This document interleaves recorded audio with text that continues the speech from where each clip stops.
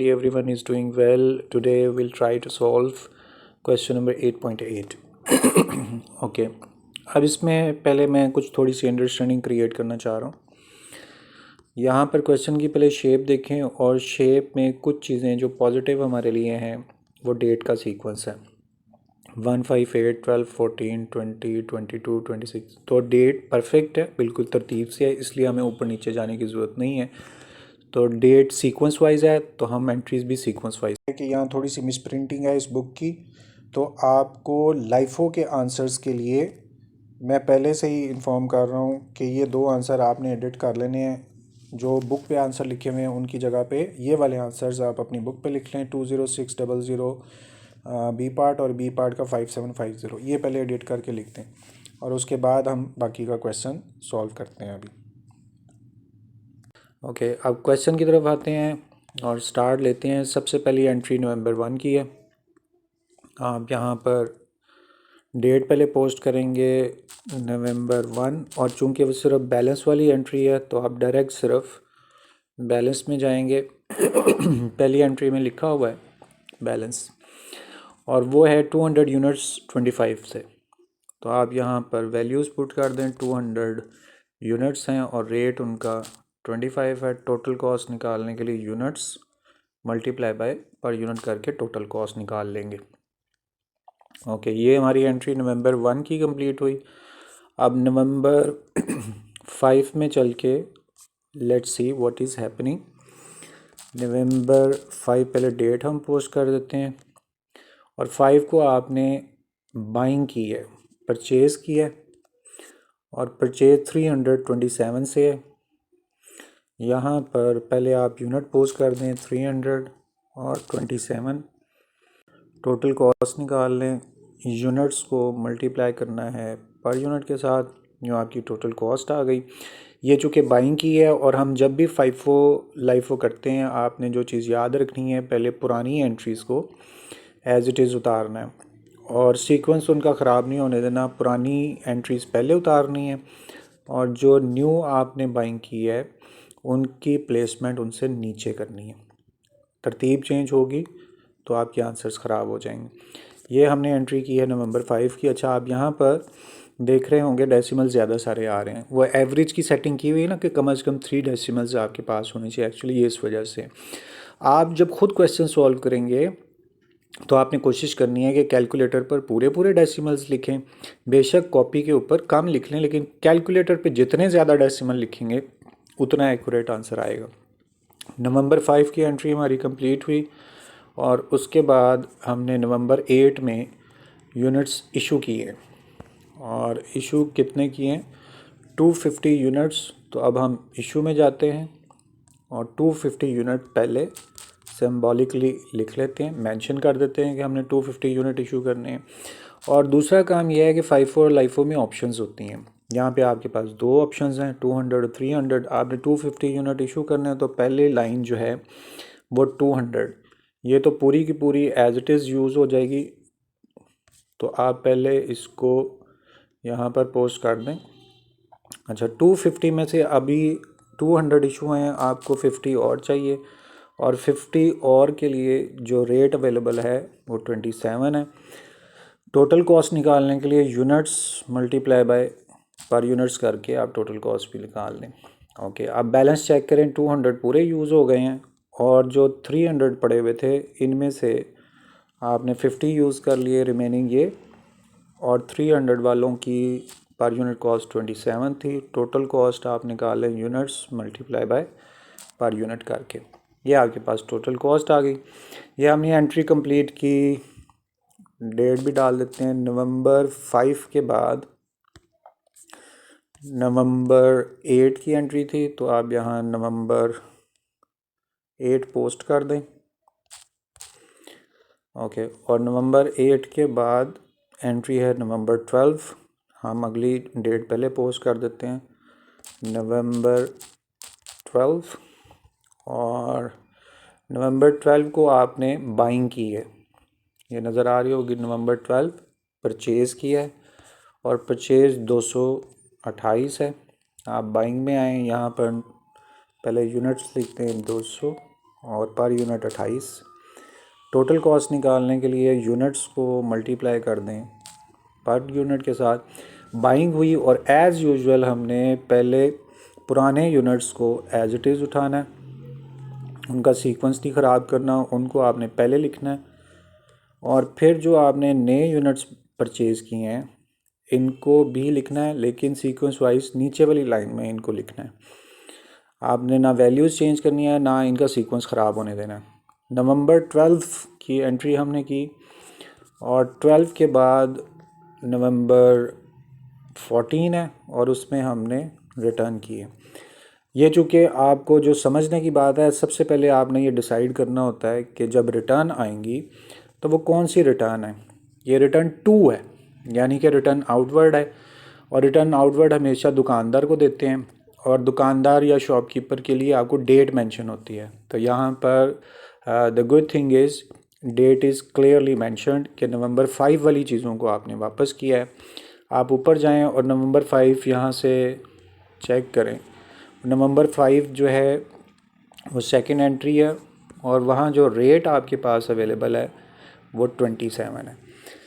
तो जब आपने रिटर्न्स करनी है तो रेट आपने वही यूज़ करना है 27 वाला। ओके, अब चूँकि आपने 50 यूनिट्स को रिटर्न किया है और 27 रेट है, तो इस जगह पर पहले आप मेंशन करें कि आपने 50 यूनिट्स को रिटर्न किया है और ब्रैकेट्स लगानी है आपने। एक्सेल पे ब्रैकेट्स नहीं लगती, और जो उनका रेट था वो 27 था, वो आप यहाँ पे पुट कर दें। टोटल कॉस्ट निकाल दें, यूनिट्स 50 थे, मल्टीप्लाई बाय पर यूनिट करके टोटल कॉस्ट भी निकल आई। अच्छा, अब आपने क्या किया, ये रिटर्न्स किए हैं आपने दुकानदार को। तो चूँकि दुकानदार को रिटर्न की, हमारी फैक्ट्री से ये माल चला गया, कम होना है बैलेंस, और वो बैलेंस वही काम होना है जो यहाँ पर पड़ा हुआ है। ये 27 वाली एंट्रीज़ हमारे पास पड़ी हुई हैं। ये 250 थी पहले और आपने इनमें से 50 यूनिट्स रिटर्न कर दिए, तो 50 के बाद अब ये 200 रह गए और बाकी सारा रेट वही होगा, यानी वो 27 वही वाला इधर पोस्ट करेंगे। अब टोटल कॉस्ट निकालने के लिए units multiply by per unit करेंगे तो टोटल कॉस्ट आ जाएगी। जो नीचे वाले 200 हैं इन पे तो कोई फ़र्क पड़ा नहीं, ये आप एज इट इज़ सीक्वेंस के मुताबिक सेकेंड लाइन के अंदर लिख देंगे। नवंबर 12 था और रिटर्न वाली जो एंट्री थी वो नवंबर 14 थी। साथ में आप डेट इसके मेंशन कर दें, नवंबर 14। और नवंबर 14 के बाद अब हमारी एंट्री होगी नवंबर 14 के बाद 20, तो आप यहाँ पर 20 पोस्ट कर दें। ऊपर वाली जो एंट्री है वो 14 थी, वो डेट एक्यूरेट कर दें। नवंबर के बाद जो एंट्री हमें नज़र आ रही है वो 20 है और उसमें लिखा हुआ है कि हमने इशू करना है और इशू करने हैं 250 यूनिट्स। यहाँ पर आप पहले 250 यूनिट्स मेंशन कर दें, और चूँकि आप FIFO LIFO जब भी करते हैं आपके पास ऑप्शंस अवेलेबल होती हैं, तो ये दो ऑप्शंस आपके पास है 200 वाली। 250 यूनिट्स चूँकि आपने इशू करने हैं, ऊपर वाली जो ऑप्शन है 200 की वो तो पूरी यूज़ हो जाएगी, इसको आप एज इट इज़ वहाँ से पिक कर लें। लेकिन 250 इशू करने के लिए अभी एक्स्ट्रा 50 और चाहिए आपको, और उसके लिए सेकंड ऑप्शन आपके पास अवेलेबल है और उसका रेट 28 है। उसको पिक किया, टोटल अमाउंट निकालें, units multiply by per unit करके टोटल अमाउंट भी आपके पास आ गई। इशू किया है, अब बैलेंस चेक करें, ऊपर वाला 200 तो आपका एज इट इज़ चला गया, और ये जो सेकंड 200 है इसमें से आपने 50 यूनिट्स को इशू कर दिया, उसका जो रेट है वो 28 अवेलेबल है। टोटल अमाउंट निकालने के लिए यूनिट्स को मल्टीप्लाई करें पर यूनिट के साथ, तो टोटल अमाउंट आपके पास आ गई। ये एंट्री आपने नवंबर 20 की। अब नवंबर 20 के बाद आपके पास नवंबर 22 है, और वो एंट्री भी बहुत इम्पॉर्टेंट है इस सेंस के अंदर कि वहाँ पे रिटर्न्स हैं, और हमने रिटर्न्स में जो सबसे पहली बात पहचाननी है कि ये रिटर्न हैं कौन सी। ये टू स्टोर रूम है, स्टोर रूम में हम बैठे हुए हैं, ये रिटर्न्स वापस आई हैं, इनवर्ड हो गई, और इनवर्ड के लिए आपको रूल सारे याद होने चाहिए। 20 यूनिट्स हैं और वो रूल्स कैसे याद होने चाहिए कि 20 यूनिट्स रिटर्न होके आ रहे हैं, तो इसका मतलब है ये इंक्रीमेंट होगा। पहले आप मेंशन कर दें कि 20 यूनिट्स रिटर्न होके आ रहे हैं। और उसके लिए आपको क्या समझाया था कि जब रिटर्न वापस आती है तो लास्ट इशू का रेट आपने पिक करना है। लास्ट इशू का रेट देखिए, यहाँ से चलते जाएं तो आपको जो लास्ट इशू का रेट वो 28 नज़र आ रहा है, उसको आप पिक कर लें। अब टोटल अमाउंट निकालने के लिए आपने यूनिट्स जो कि 20 थे इनको मल्टीप्लाई करना है पर यूनिट से, तो आपके पास कॉस्ट आ गई। ये चूँकि आपने स्टोर रूम में वापस लेकर आए हैं, और वापस लाने के लिए मैंने आपसे कहा था कि अगर FIFO आप कर रहे हैं तो FIFO में फ़र्स्ट इनको लिखना है। F से आपने याद रखना है, FIFO में फ़र्स्ट लाइन में जो यूनिट्स वापस होके आ रहे हैं आपने उनको लिखना है। और यहाँ आपने ब्रैकेट्स नहीं लगानी, मैं यहाँ से ब्रैकेट्स रिमूव कर देता हूँ। और चूँकि ये वापस आए हैं, ये जो 150 हैं इन पे तो कोई फ़र्क नहीं पड़ा, इनको आपने एज इट इज़ उठा के नीचे लिख देना है। बस ये बात आप अच्छी तरह से समझ लें कि जब रिटर्न इनवर्ड होगी तो आपने उनको FIFO में सबसे ऊपर लिखना है। यही एक डिफरेंट चीज़ है। एंट्री नवंबर 22 की और 22 के बाद हमारे पास नेक्स्ट एंट्री है 26 की, उसने बाइंग की है, हमने बाइंग है 330 की। तो आप यहाँ पर मेंशन करें कि 300 यूनिट्स आपने परचेज़ किए 30 के रेट से, और टोटल अमाउंट निकालने के लिए यूनिट्स को पर यूनिट से मल्टीप्लाई करके टोटल अमाउंट आ गई। ये चूँकि बाइंग की है, बाइंग करने के लिए आपने पहले पुराने यूनिट्स को एज इट इज़ नीचे उतारना है, उनका सीक्वेंस नहीं ख़राब करना, उनको पहले ही लिखना है। और जो न्यू यूनिट्स आपने परचेज़ किए हैं उनको सेकंड लाइन में या नीचे की लाइन में आपने लिखना है। इस तरह से हमारे पास 3 ऑप्शंस अभी अवेलेबल हैं। ये एंट्री की हमने नवंबर 26 की, और 26 के बाद नवंबर 31 हमारे पास एंट्री है, उसमें हमने इशू किया है। और कितने यूनिट इशू किए? 250। नवंबर 31 को पहले आप यहाँ मेंशन कर दें कि हमने 250 यूनिट्स इशू करने हैं। और ऑप्शंस हमारे पास 3 पड़ी हुई हैं। 250 यूनिट्स इशू करने के लिए आपको जो ये 20 और 150 हैं ये तो पूरे पूरे यूज़ हो जाएंगे, इनको आप एज इट इज़ पकड़ें और यहाँ पर लिख दें। और अब हमें बाकी कितने यूनिट चाहिए, यहाँ जहाँ मैं लिख रहा हूँ वो चेक करें। 250 यूनिट्स इशू करने थे, उनमें से 20 भी इशू हो गए, उनमें से 150 भी इशू हो गए। अभी हमें मज़ीद 80 यूनिट्स चाहिए, और उसके लिए सिर्फ तीसरी ऑप्शन आपके पास अवेलेबल है। वहाँ से आपने 30 को पिक किया और टोटल अमाउंट निकालने के लिए यूनिट्स को मल्टीप्लाई करें पर यूनिट के साथ, तो टोटल अमाउंट आपके पास आ गई। अब बैलेंस देखें क्या करना है। 20 पूरे यूज़ हो गए, 150 पूरे यूज़ हो गए, और 300 में से आपने 80 यूनिट्स को यूज़ किया, तो रिमेनिंग 220 आपके पास आए, और उसका रेट 30 अवेलेबल है। उसी रेट को आप यहाँ पर पोस्ट कर दें, और टोटल अमाउंट निकालने के लिए यूनिट्स को मल्टीप्लाई करें पर यूनिट के साथ, तो टोटल अमाउंट भी अवेलेबल है। अब ये फ़ाइनल हमारे पास एंडिंग इन्वेंट्री आ गई, इसको आप पहले यहाँ पर पोस्ट कर दें। तो एंडिंग इन्वेंट्री का आंसर हमारे पास आ रहा है 6600। ये चूँकि अभी FIFO कंप्लीट किया है, तो नीचे वाले आंसर्स का पहला पार्ट है ये। तो अब हम यहाँ चलते हैं, 2 आंसर्स अवेलेबल हैं। हमने एंडिंग इन्वेंट्री अभी निकाल ली है, तो उसमें पहला आंसर हमारे पास 6600 है, और हमारा आंसर 6600 है। ओके, ये यहाँ से कंप्लीट हो गया। अब आपको निकालनी है मटेरियल यूज्ड की वैल्यू, और उसके लिए मैंने आपसे कहा था इशू के रुपीज़ का आपने टोटल करना है। ओके जी, इशू के रुपीज़ में सबसे ऊपर अमाउंट आ रही है 5000, फिर आपने उसमें प्लस किया 13150, फिर उसमें प्लस किया 5400, फिर 1400। और अब यहाँ गौर से देखें, ये जो नेक्स्ट 20 है ये हमने रिटर्न आउट की थी, यानी कि ये चीज़ें, ये रिटर्न हमारे पास ये वो चीज़ें हैं जो स्टोर रूम के अंदर वापस आ गई थी। हालांकि किया इशू था, लेकिन इशू करने के बाद ये वापस आ गई, तो रिटर्न इनवर्ड ये आपके पास हुई। इनको आपने यहाँ से माइनस करना है 560 को, और अब तरतीब से बाकी चीज़ों को जमा कर दें। 560 है, 4200 है, और 2400 है। इस तरह से प्लस करके फ़ाइनल आपके पास आंसर यहाँ पे है, और इसको आप मेंशन कर दें 19,750। ये चूँकि FIFO का, तो ऊपर वालों का पहला आंसर है ये, ऊपर वाले आंसर्स यहाँ पे लिखे हुए हैं जो हमने मटेरियल यूज़ किया है, और उसका ए आंसर आपके पास 19,750 है। चेक हमने किया तो वो भी 19,750 है। बस आपने ना एक चीज़ का ध्यान रखना है, जो हमने स्पेशलिटी की इसमें वो ये एंट्री।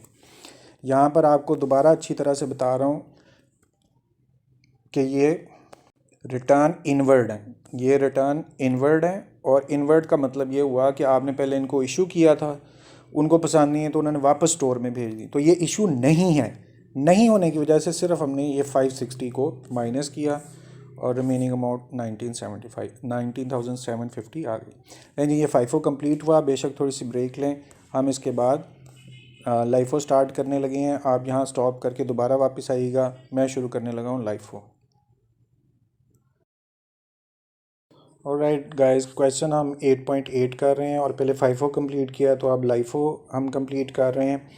और आप ये देख रहे हैं कि कुछ चीज़ें मैंने नहीं मिटाई और बाकी पूरे का पूरा क्वेश्चन मैंने मिटा दिया, क्योंकि FIFO डिफरेंट होता है। लाइफो और FIFO में एक चीज़ कॉमन है कि अगर आपने ओपनिंग इन्वेंट्री है तो वो सेम आएगी, और उस वक्त कोई बाइंग की है तो बाइंग मैंने आपको बताया कि FIFO लाइफो की डिफरेंट नहीं होती। फर्स्ट आपने 200 यूनिट्स बाय किए तो फिर 300 यूनिट्स बाय किए थे। अब क्वेश्चन के अंदर आप चेक करें, वहाँ पर आपको नज़र आ रहा होगा कि पहले 200 आपके पास बैलेंस पड़ा हुआ था। 200 बैलेंस के बाद आपने 300 यूनिट्स और ख़रीदे थे, 27 वाला रेट था। ये जो दो एंट्रीज़ हैं, 200 बैलेंस और 327 वाला न्यू बाइंग की हुई है, इसमें कोई फ़र्क नहीं है। FIFO और लाइफो में एज इट इज़ आपने लिखना है और वो एंट्रीज़ यहाँ पे कंप्लीट हैं। अच्छा जी, अब फ़र्क क्या पड़ेगा? नेक्स्ट एंट्री में आपको नज़र आ रहा होगा कि 250 यूनिट्स आपने इशू करनी है। यहाँ से FIFO और लाइफो का डिफरेंस स्टार्ट हो जाता है। 250 यूनिट इशू करने के लिए आपके पास दो ऑप्शन है, 200 और 300। लेकिन चूँकि आप लाइफो फॉलो कर रहे हैं तो पहले जो लास्ट वाली ऑप्शन है उसको चूज़ करेंगे। अब आप देख रहे हैं कि पूरे के पूरे 300 में से 250 निकल जाएंगे, तो इसलिए 250 टोटल यूनिट इशू करेंगे, सेकंड ऑप्शन जिसका रेट 27 है। अब टोटल अमाउंट निकालने के लिए आपने यूनिट्स को मल्टीप्लाई किया है पर यूनिट के साथ, तो टोटल अमाउंट आ गई। ये चूँकि इशू की है, और यहाँ गौर से देखने की बात यह है कि 200 को तो आपने छेड़ा ही नहीं, वो नीचे से यूनिट्स आपके 300 से ही पूरे हो गए, इन पे कोई फ़र्क नहीं पड़ेगा, इनको आप एज इट इज़ उतार लें। और दूसरा काम आपने ये किया कि आपके पास थे 300 यूनिट्स, इनमें आपने 250 इशू कर दिए, तो रिमेनिंग 50 यूनिट्स आपके पास हैं, उनका रेट 27 अवेलेबल है। टोटल अमाउंट निकालने के लिए यूनिट्स को मल्टीप्लाई करेंगे पर यूनिट के साथ, टोटल अमाउंट भी आपके पास आ गई। नवंबर 8 की एंट्री आपने कंप्लीट कर ली। अब नवंबर 8 के बाद आपके पास नेक्स्ट ऑप्शन है नवंबर 12 की, और वो आपको नज़र आ रहा है कि आपने बाइंग की है और परचेज़ किया 228। परचेज़ की लाइन में आए और वहाँ पर पहले मेंशन कर दें कि 200 है और 28 उनका पर यूनिट रेट है। टोटल अमाउंट निकालने के लिए यूनिट्स को मल्टीप्लाई करें पर यूनिट के साथ, अमाउंट भी आपके पास आ गई। चूँकि बाइंग की है, और बाइंग में FIFO और लाइफो में हम क्या करते हैं, पहले जो पुराने यूनिट्स हैं उनको आपने एज इट इज़ नीचे उतारना है, उनका सीक्वेंस ख़राब नहीं करना, जिस तरतीब से ऊपर लिखे हैं उसी तरतीब से पहली लाइंस में उनको लिखना है, और जो आपने न्यू बाइंग की है उसको उनके नीचे यानी सेकेंडरी लाइंस के अंदर उनको लिख देना। इस तरह से आपके न्यू यूनिट्स भी हो गए। 3 ऑप्शंस आपके पास अवेलेबल हो गई हैं, और नवंबर 12 की आपने एंट्री कंप्लीट की। नवंबर 12 के बाद आपके पास नेक्स्ट नवंबर 14 है, और 14 अच्छी एंट्री है समझने के लिए, और वो क्या है कि आपने रिटर्न टू सप्लायर की है। एंट्री क्या है? Return to supplier. सप्लायर को चीज़ें आपने वापस की, ये रिटर्न आउट हो रही है, इससे चीज़ें आपके पास कम हो जाएंगी। तो अब हम अपने क्वेश्चन में जाते हैं। नवंबर 14 में कुछ रिटर्न्स की हैं, पहले आप ये पता करें कितनी रिटर्न की हैं। 50 यूनिट्स हैं जो आपने रिटर्न किए, पहले आप मेंशन कर दें, और ब्रैकेट लगानी है आपने यहाँ पर, क्योंकि ये इसकी प्रॉपर जगह नहीं है। तो आप रिटर्न आउट हो रही है, चीज़ें कम होनी है, उसके लिए मैंने आपको क्या बताया, जब दुकानदार को आप चीज़ें देने वापस जाएंगे तो वो FIFO लाइफो को नहीं देखेगा, वो ये कहेगा कि आपने ख़रीदी कितने की थी। साथ में आपको डेट हमेशा मेंशन हुआ करेगी। तो यहाँ पर डेट आपको नज़र आ गई है कि उसने मेंशन की हुई है कि वो नवंबर 5 वाली चीज़ें वापस की हैं। और नवंबर 5 में जब हम गए तो हमें वो रेट पता चल रहा है वो 27 के अंदर उसने परचेज़ की थी। आपने वही वाला रेट दुकानदार से जो लिया था वो 27 था, वही रेट यहाँ पुट करेंगे और टोटल अमाउंट निकालने के लिए 50 यूनिट्स थे और पर यूनिट 27 था। टोटल अमाउंट भी निकल आई। फिर दोबारा से सुने, ये 50 यूनिट दुकानदार को वापस किए हैं, इससे हमारा बैलेंस कम हो जाएगा। कौन सा बैलेंस? जो 27 वाली एंट्रीज़ में पड़ा होगा वही वाला बैलेंस आपने कम करना है। अब ऑप्शन चेक करें, एक ही ऑप्शन है आपके पास जो 27 वाली है, इसका मतलब ये अब गायब हो जाएगी। होना तो ये चाहिए था ना कि ये पूरा बैलेंस आपके पास होता। मैं सिर्फ करके पहले आपको दिखाता हूँ कि हम क्या करने जा रहे हैं। ये पूरी चीज़ें आपके पास पड़ी हुई थी, इनमें से जो ये 27 वाले रेट वाली हैं ये हमने दुकानदार को वापस कर दिए, तो अब ये हमारे पास नहीं है। बस ये फ़र्क पड़ेगा। 50 यूनिट आपने शॉपकीपर को वापस किए, कौन से रेट से? 27, वो उसने बता दिया था कि नवंबर 5 वाली एंट्री वापस कर दिए। आपने यहाँ से देखा कि 5 में 27 वाला रेट था, वो यूनिट्स कहाँ हैं, उनको ढूंढा, निकाला और दुकानदार को वापस कर दिए, इसलिए अब वो हमारे पास नहीं है। ये नवंबर आपने 14 की एंट्री कंप्लीट की। नवंबर 14 के बाद अब 20 आपके पास एंट्री है और उसमें करना है आपने इशू। और इशू कितने हैं? 250 यूनिट्स। पहले आप इशू में मेंशन कर दें कि हमने 250 यूनिट्स इशू करना है, ब्रैकेट्स लगानी है। मैं यहाँ पर डैशेस लगा रहा हूँ, आपने ब्रैकेट लगानी है। 250 यूनिट इशू किए। आपके पास यहाँ पर ऑप्शंस दो हैं, एक ऊपर 200 है, एक नीचे 200 है। हम चूँकि लाइफो फॉलो कर रहे हैं तो नीचे वाले यूनिट्स को पहले पिक करना है और वो चूँकि कम है इसलिए पूरे के पूरे 200 नीचे वाले यूनिट्स ये यूज़ हो जाएंगे। इनको तो हम एज इट इज़ उठाकर इधर लिख देंगे।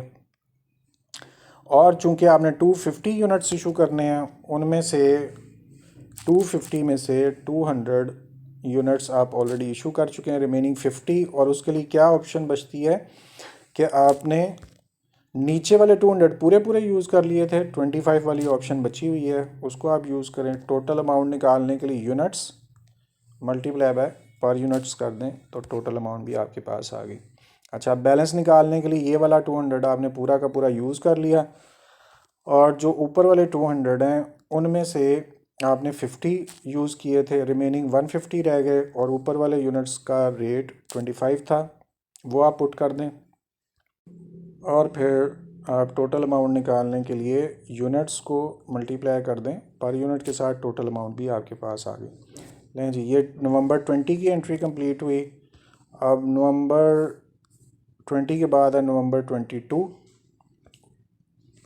नवंबर 22 में आपने रिटर्न किया स्टोर रूम में। फिर अगेन एक इंटरेस्टिंग एंट्री हमारे पास है, स्टोर रूम में वापस आई हैं चीज़ें। आपने जब स्टोर रूम में तो आप बैठे हुए हैं तो ये रिटर्न इन है, बैलेंस इंक्रीज़ होगा। सबसे पहली बात कि इनके यूनिट्स अवेलेबल हैं, तो आप 20 यूनिट्स को पहले पिक करें, वो यहाँ पर आपने मेंशन कर देने हैं 20 यूनिट्स। जगह आपने पहचान लेनी है, मैं इशू के कॉलम में लिख रहा हूँ 20 यूनिट्स वापस आए हैं हमारे पास, पहले इशू किए थे, अब चूँकि वो इशू उनके काम का नहीं निकला, वापस आ गए हैं, तो इसलिए आपने 20 यूनिट्स को ब्रैकेट के अंदर लिखना है। और उसके लिए मैंने आपसे कहा था कि लास्ट इशू का रेट आपने पिक करना है। लास्ट इशू ये वाला कॉलम है, कोई रेट नहीं है, फिर कोई रेट नहीं है, और ये आपके पास लास्ट इशू का रेट पड़ा हुआ है 25। इसी को आप पिक करें और वही वाला रेट आप यहाँ लगा दें। टोटल अमाउंट निकालने के लिए यूनिट्स को यानी कि 20 को मल्टीप्लाई करना है पर यूनिट से, 500 आ गया। लेकिन जी, ये चूँकि अब आपके पास स्टोर रूम में वापस आए, इंक्रीज़ होगा, हम लाइफो को फॉलो कर रहे हैं। पहले आपने ये करना है कि ऊपर वाला बैलेंस एज इट इज़ आप उतार लें। उस बैलेंस को लिखने के बाद मैंने जब फाइफो किया था तो ये वाले जो यूनिट्स हैं इनको ऊपर लिखा था।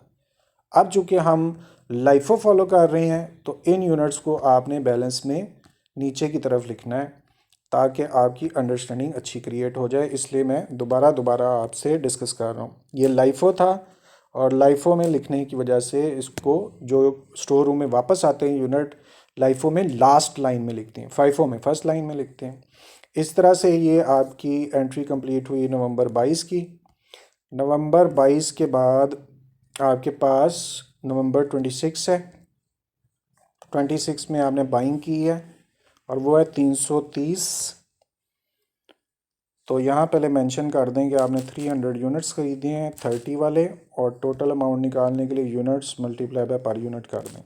जब भी बाइंग होती है हमें अच्छी तरह से पता है कि हमने पहले पुराने यूनिट्स को एज इट इज़ उतारना है और उनका सीक्वेंस हमने चेंज नहीं करना, उनको पहली लाइन में उतारना है, और जो न्यू यूनिट्स आपने बाई किए हैं उनको आपने सेकेंडरी लाइन के अंदर या नीचे वाली लाइन के अंदर वहाँ पोस्ट करना है, लिख दिया। अब आपके पास 3 ऑप्शंस अवेलेबल हैं, 1 150, फिर 20 और 300। ये हमने एंट्री कंप्लीट किया नवंबर 26 की। 26 के बाद अब हमारे पास जो एंट्री है वो 31 की है और उसमें आपने इशू किया है 250 यूनिट्स को। तो यहाँ पर पहले आप इशू के कॉलम में आए और मेंशन कर दें कि हमने 250 यूनिट्स को इशू करना है। चूँकि FIFO LIFO के अंदर ज़्यादा सारी ऑप्शंस होती हैं तो अब 3 ऑप्शंस हमारे पास हैं और उसमें नज़र आ रहा है कि हमारी ऑप्शन नीचे वाले से ही पूरी हो जाएगी क्योंकि वो ज़्यादा यूनिट्स नीचे पड़े हुए हैं।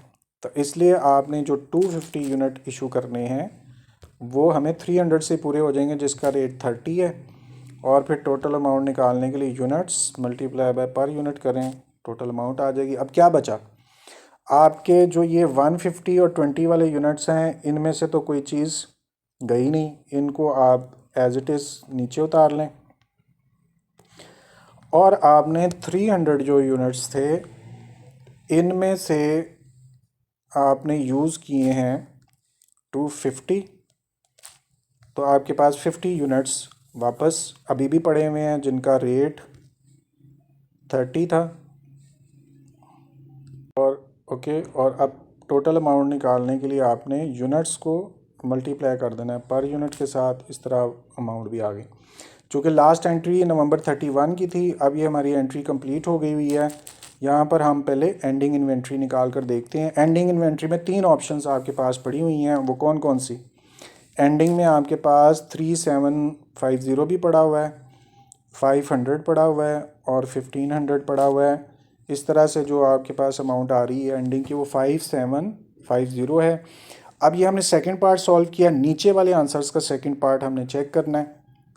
अब नीचे वाले आंसर्स में आप आएँ और उसका जो सेकंड पार्ट है, जैसे मैंने पहले भी मेंशन किया, वो 5750 है और हमारा आंसर भी 5750 है। तो ये एक पार्ट सॉल्व हो गया। अब आपने एंडिंग इन्वेंट्री निकालनी है, और एंडिंग इन्वेंट्री ये चूँकि FIFO की है, पहले मैं इसे मिटा देता हूँ। और LIFO की एंट्री निकालने के लिए इशू के रुपीज़ के कॉलम में जाना है। तो ये इशू है और इसका ये रुपीज़ का कॉलम है, इसको हमने पिक करना है और अमाउंट जमा करनी शुरू करते हैं। सबसे पहले 6750 है, फिर उसके बाद 5600 है, फिर उसके बाद 1250 है। और चूँकि ये देखें 20 यूनिट्स ये रिटर्न्स हैं, ये इशू नहीं है, ये रिटर्न्स हैं, इनको आपने लेस कर दिया, फिर आपने प्लस करना है 7500 और एंट्रीज़ इस तरह से ख़त्म हुई और आपके पास जो आंसर आ रहा है वो 20,600। ओके जी, ये हमारी एंडिंग इन्वेंट्री आ गई 20,600। और जैसे मैंने पहले आपसे एक रिक्वेस्ट की है कि इसकी मिस प्रिंटिंग है, और अब जो हमारा आंसर है वो 20,600, ये मैंने रेक्टिफाई किया हुआ है, ख़ुद लिखा हुआ है। ये 2 आंसर्स जो हमारे LIFO के हैं वो मिस प्रिंटेड थे, उनको मैंने ठीक करके और रेक्टिफाई करके लिखा हुआ है। अच्छा जी, यूँ आपका LIFO कंप्लीट होता है और उसके बाद हमने अब आना है एवरेज के ऊपर। तो आप चाहे थोड़ी सी ब्रेक लें, हम कुछ देर में फिर एवरेज करते हैं। गाइस, अब क्वेश्चन 8.8 है और उसका मेथड एवरेज है। जैसे हमने FIFO LIFO करते हुए कुछ चीज़ों को पहले लिख देते हैं, उनको मैं मिटाता नहीं हूँ, मगर यहाँ क्वेश्चन के अंदर जब आप एवरेज स्टार्ट करेंगे तो सिर्फ एक ही चीज़ काम की है और वो आपका बैलेंस है, जो पहली एंट्री है। और वही एंट्री आप जैसे FIFO हो या LIFO हो, उन सब में एक कॉमन चीज़ है, जो पहला बैलेंस है वो सब में एक जैसे लिखते हैं, 225 वाला वही बैलेंस मैंने लिखा रहने दिया और बाकी सारी एंट्रीज़ को हमने रेज़ कर दिया नीचे तक, सारी एंट्रीज़ वो रेज़ हो गई। ओके, अब अगली जो एंट्री है वो नवंबर 5 की है और नवंबर 5 में आपने परचेजिंग की हुई है और परचेज़ आपके 327 है। वो मैंने पहले ही वाले जो लिखे हुए हैं उनको लिखा रहने दिया है, 327 वाले। अच्छा, अब ये फ़र्क FIFO LIFO से क्या है, जो आपने न्यू यूनिट परचेज़ किए हैं वो जब आप दोबारा लिखेंगे तो आपने पुराने यूनिट्स में प्लस करना है न्यू यूनिट्स को, और अपनी पुरानी अमाउंट में प्लस करना है न्यू अमाउंट को, और वैल्यूज़ ऐसे लिख देनी है। और पर यूनिट निकालने के लिए अमाउंट को डिवाइड करना है यूनिट्स पे, तो पर यूनिट आपके पास आ जाएगी। ओके जी, ये हमने एंट्री की नवंबर 5 की, और नवंबर 5 के बाद है नवंबर 8 में आपने इशू किए हैं यूनिट्स, और कितने, 250। और 250 यूनिट इशू करने के लिए आपको आसानी क्या है कि आपने यहाँ पर ऑप्शंस हैं ही नहीं, ऑप्शन सिर्फ एवरेज में एक ही होती है, और वो 26.2 वाली एवरेज वो अवेलेबल थी, उसी को आपने पिक किया। टोटल अमाउंट निकालने के लिए units multiply by per unit करें, टोटल अमाउंट आ जाएगी। ये चूँकि इशू किया था, तो अब आपके पास 500 यूनिट्स थे, उनमें से आपने 250 इशू कर दिए, रिमेनिंग 250 रह गए।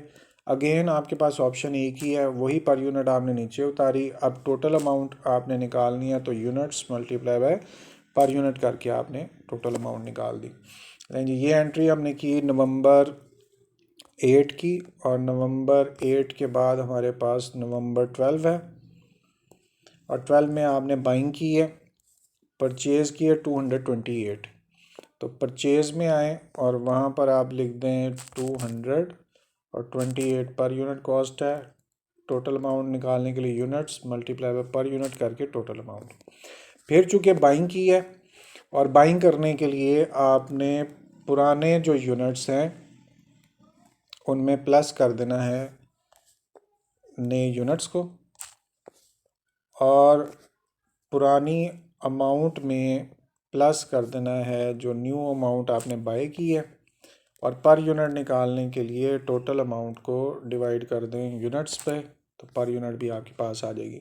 नवंबर आपने 12 की एंट्री कंप्लीट की। नवंबर 12 के बाद आपने नेक्स्ट एंट्री 14 और रिटर्न टू सप्लायर है ये, और अगेन आपने रूल्स वही फॉलो करने हैं। चूँकि ये सप्लायर को वापस किए है, तो हमारा FIFO LIFO एवरेज का रेट नहीं होगा, सप्लायर का रेट होगा। उसके लिए डेट मेंशन है यहाँ पर नवंबर 5, और उसी डेट को आपने फॉलो करना है। आपने 50 यूनिट्स सप्लायर को वापस किए हैं, पहले आप यहाँ मेंशन कर दें, ब्रैकेट्स यूज़ करनी है। 50 यूनिट्स आपने सप्लायर को वापस किए, और नवंबर 5 की डेट कह रहा था, और उसमें रेट आपके पास 27 है, वही वाला रेट आप यहाँ यूज़ करेंगे। टोटल अमाउंट निकाल दें, यूनिट्स थे आपके पास 50,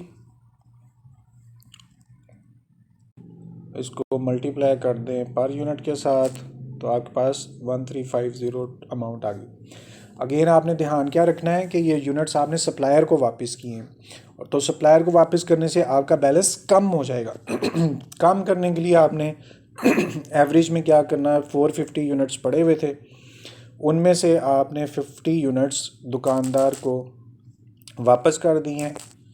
अब रिमेनिंग यूनिट आपके पास 400 रह गए, और जाहिर है कि ये अमाउंट आपके पास थी, मगर वो अमाउंट जो यूनिट्स की बनती है वो वापस करने की वजह से लेस हो गई।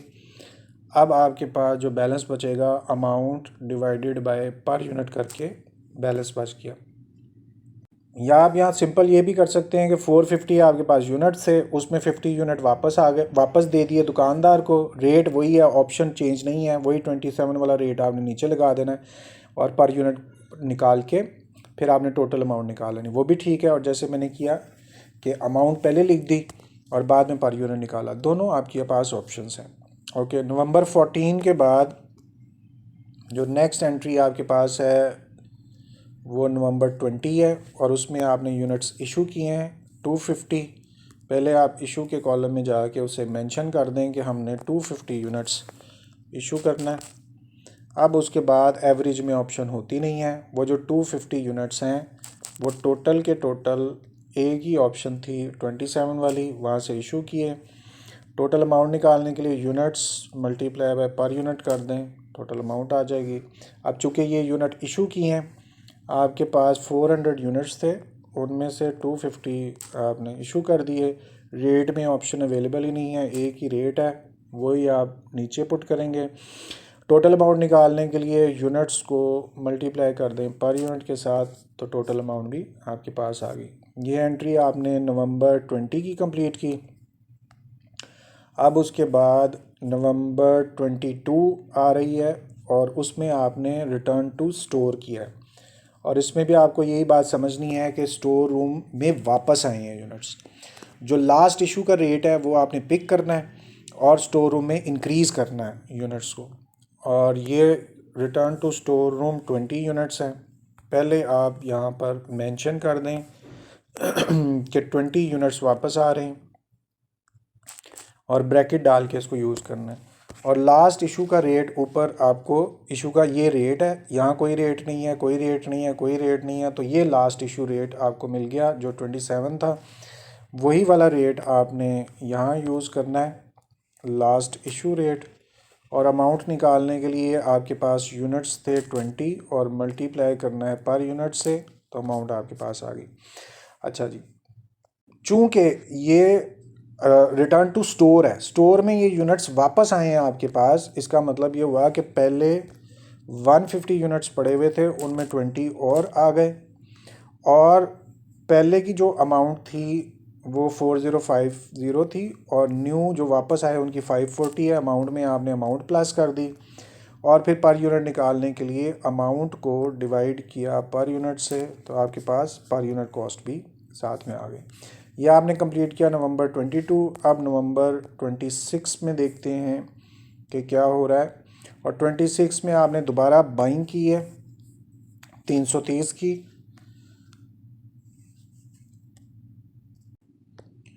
तो नेक्स्ट एंट्री आपकी बाइंग है, 300 यूनिट्स थे और 30 उनकी पर यूनिट प्राइस थी। टोटल अमाउंट निकालने के लिए यूनिट्स को मल्टीप्लाई किया पर यूनिट के साथ, टोटल अमाउंट निकल आई। बाइंग की हुई है, एवरेज का मेथड फॉलो कर रहे हैं, तो आपने पुराने यूनिट्स में प्लस कर देना है न्यू यूनिट्स को, और पुरानी अमाउंट में प्लस कर देना है न्यू अमाउंट को।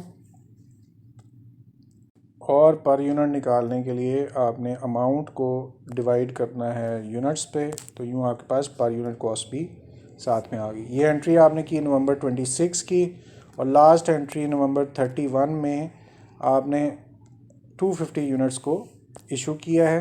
ये लास्ट एंट्री है हमारे पास 31 की, इशू किए थे 250 यूनिट्स।